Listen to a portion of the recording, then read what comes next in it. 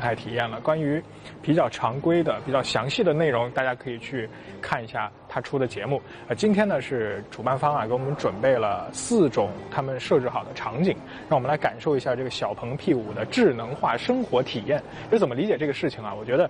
现在的车呢都在讲智能，对吧？智能里面有一个非常重要的部分就叫智能座舱。那智能座舱呢，它并不是为了智能而智能，为了科技而科技，它其实呢只是通过现在的高科技手段，让这个车的座舱里面呢变成，它不仅仅是一个车厢啊，它还有更多的使用的用途。有更多的场景，让你的用车的生活变得更加的丰富，让你每天呢除了代步以外，有更多的时间可以待在这样属于你自己或者属于你们家庭的这个空间里面，对吧？我现在这个理解啊，大家应该大部分人也是认同的，对吧？所以我们今天呢就来看一看啊。首先呢，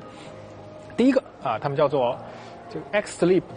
睡眠场景，这个 X 呢，我觉得应该就是代表小鹏的意思啊。然后这个 sleep 呢，就是学过英文的应该都知道这是睡眠的意思啦哈。然后下面呢讲了一些跟这个睡眠相关的一些配置，包括有冰箱、有床垫、有香氛、收纳鞋带等等这些东西。我们在现场问了一下啊，它具体的没有讲得太清楚，这种到底是选装件还是什么？但是我可以肯定的说，只要你口袋里有钱。后续肯定会有，但是这个东西会不会随车所有标配，我觉得希望不大啊。好，我们来看一下后面这台展车是一个什么情况啊。那这个双人床垫呢，我觉得放在车里面，其实这个空间看上去还是大小比较适中，然后又有一定的那种包围感和幽闭的感觉。像我这种比较缺乏安全感的人，其实挺喜欢这样一个空间的。而且我觉得它还有一个非常实际的使用场景，就是对于广大的男性同胞应该心里都是有数的，就是有吵架了，身上又没钱，想出去睡呢也没钱，然后在家里睡老婆不让，那怎么办？在这里对吧？车里解决一下，我觉得其实也是更接地气的一个使用的可能性啊。好，我们去第二个场景看一下。第二个叫做 X Life 呢就是生活的意思，对吧？那生活呢可能包括了办公，包括了娱乐，甚至一些很基础的日常，比如说吃饭这种。那所以呢，它下面的配置大家可以看一下，除了刚才也看到了香氛，这里有个单人床垫。我要纠正一下，我刚才那个双人床垫可能并不是很适合那个夫妻吵架之后男性同胞去车里，这个单人床垫就完美符合这个使用场景了哈。然后还有一些美食的热美食的一些炉子还有折叠椅等等，我们去车里看一下啊。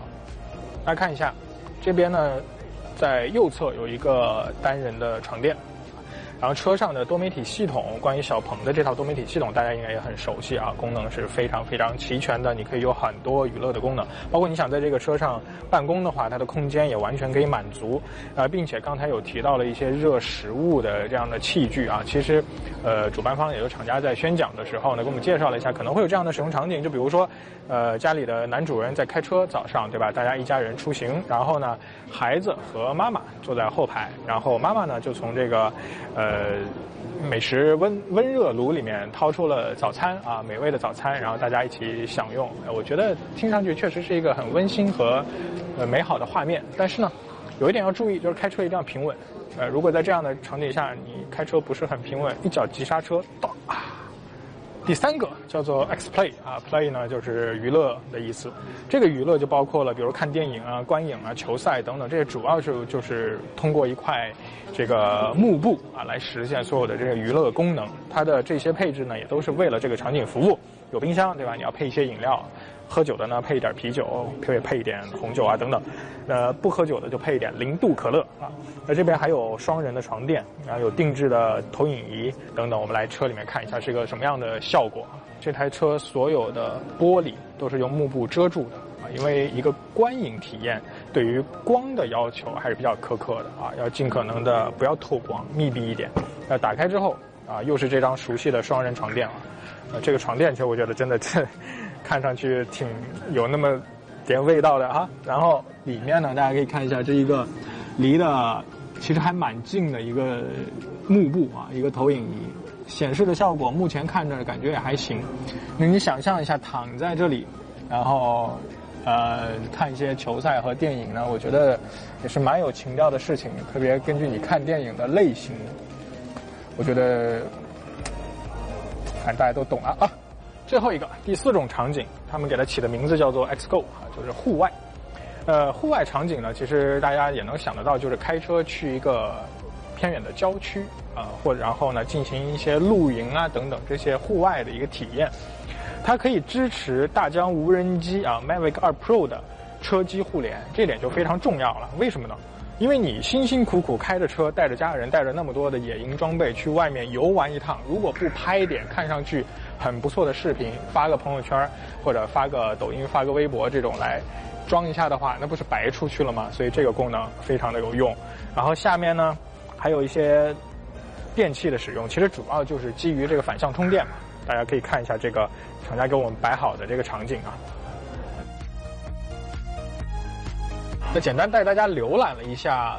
主办方为我们准备好的这些场景，其实本质上都是基于这台车的一些智能化和科技的配置本身来做的一些类似有一些 DIY 感觉的这样的一些用车体验的探索吧，我觉得可以这样去理解。那所以呢，当然也不仅仅只是局限于这4样每个用户你自己如果真的拥有这台车的话，你自己都可以开脑洞，自己去琢磨出来一些新鲜一点的用车的方式我觉得这也是一个挺有意思的事情。那所以呢，刚才也讲到了，重点就是要基于这台车能给你提供的东西本身。